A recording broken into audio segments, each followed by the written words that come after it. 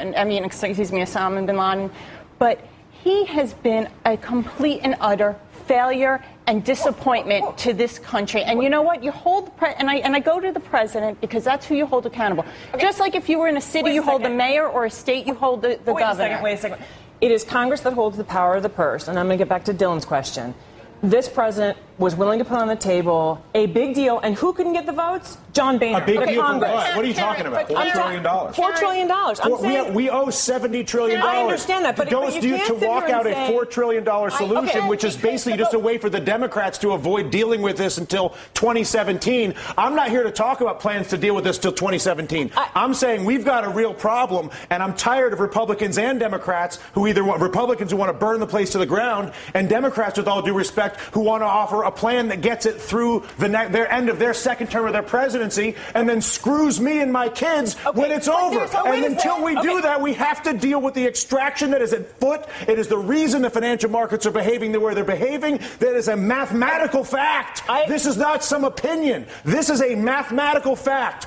Tens of trillions of dollars are being extracted from the United States of America. Democrats aren't doing it. Republicans are not doing it. An entire integrated system, financial system, trading system, taxing system that was created by both parties over a period of 2 decades is at work on our entire country right now. And we're sitting here arguing about whether we should do the $4 trillion plan that kicks the can down the road for the president for 2017 or burn the place to the ground, both of which are reckless, irresponsible, and stupid.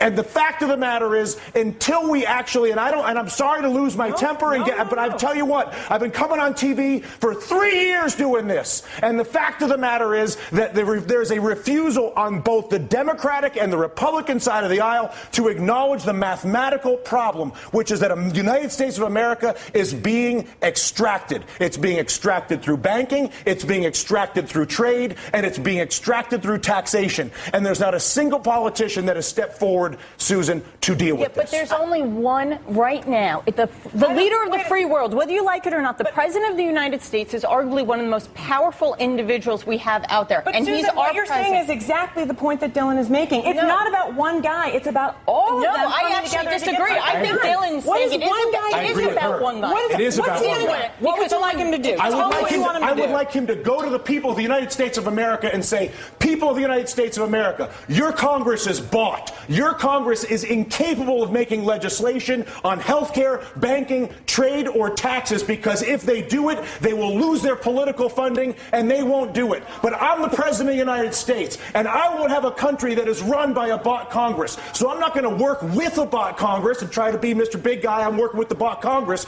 I'm going to abandon the bought Congress like Teddy Roosevelt did, and I'm going to go to the people of the United States, and I'm going to say, you've got a bought Congress. And until we get rid of the bought Congress, which is Jimmy Williams' constant point, which is get the money out of politics, and until a president says that's the problem and says he's going to fix it, there is no policy that I can possibly see, no matter how brilliant your idea may be, or your idea, or my idea, or her idea, or your idea at home, is that idea will not happen as long as there's the capacity to basically fire a politician who disagrees with me by taking funding away from him. Is that a fair assessment?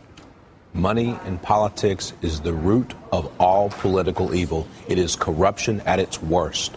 And until we step up and kick that out of the park, it's going to be the same system And only the president could do that. We're going to No. Congress has to do it too. The Congress has to do it too. But I'll tell you what. How bad does it have to get? How much money has to be extracted? How many things have to be heard? Down to brass tacks. Okay, physically, what do? You go and give a speech right now. Right now. Right now. You say. And then what happens tomorrow? Tomorrow, what happens is you begin the process of actually investing in solving the problem. So I come out and I say, how? I create an infrastructure bank with 2% blending immediately. Once I explain to people the problem, once I explain to you have cancer, once you understand how screwed up your trade, tax, and banking policies are, believe me, you will have no issue when I incorporate an infrastructure bank that I fund with repatriated offshore money that I bring in and then use to create 2% direct lending to every business in America. Because when you realize that the banking system is fully corrupt and defrauding us, and I come out and say that, which is what I want my president to do, Then at that exact moment, I say, you know what? We got a screwed up situation here, people. You all know it, and now what? I'm going to admit it.